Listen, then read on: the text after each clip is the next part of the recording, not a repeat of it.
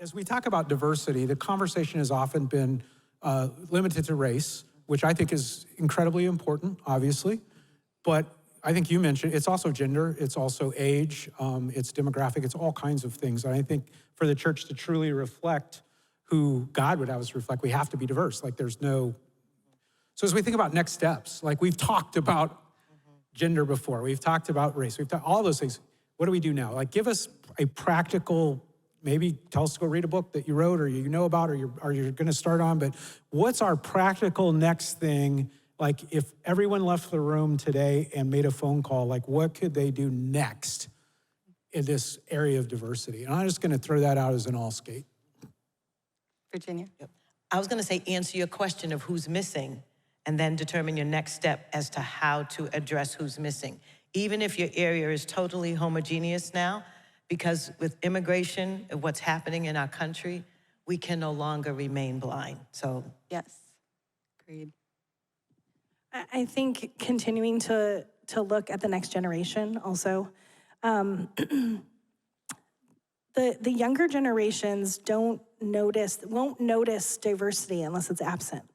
So they're only going to pay attention to it if it isn't in existence, because for them it's something that feels like a normalized part of their culture. Yes. And so I think look to our younger people and the way that they have perspective and view diversity, because it's just what they do.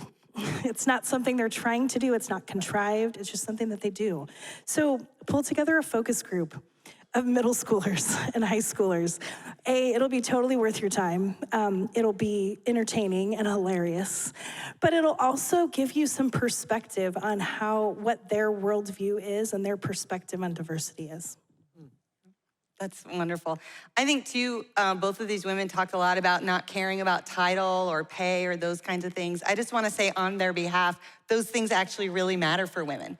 And most of the women who have an opportunity to grow into leadership don't have that as their agenda.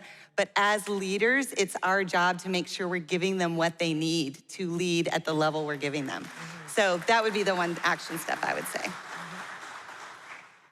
All right, man, this is a soapbox issue for me. I told Katie, I think you are a great champion of women. Yeah, I have to be careful because I get pretty fired up on this issue because it makes no sense to me. Like like we started with, we're not at all talking about your theology. We're talking about at least half of your congregation, right. And we're not. I hate to say using. That's not the term, but we're not accessing. We're not accessing. We're not accessing so many amazing leaders in our congregation. So that's the encouragement. I love what you said, Virginia. I'm going to give you homework. If you're here with anyone else from your church, and even if you're not, figure it out on your own. But between now and when you get to the workshops, ask the question Virginia asked, who's missing? And I want you to think about whatever your leadership table is, who's missing?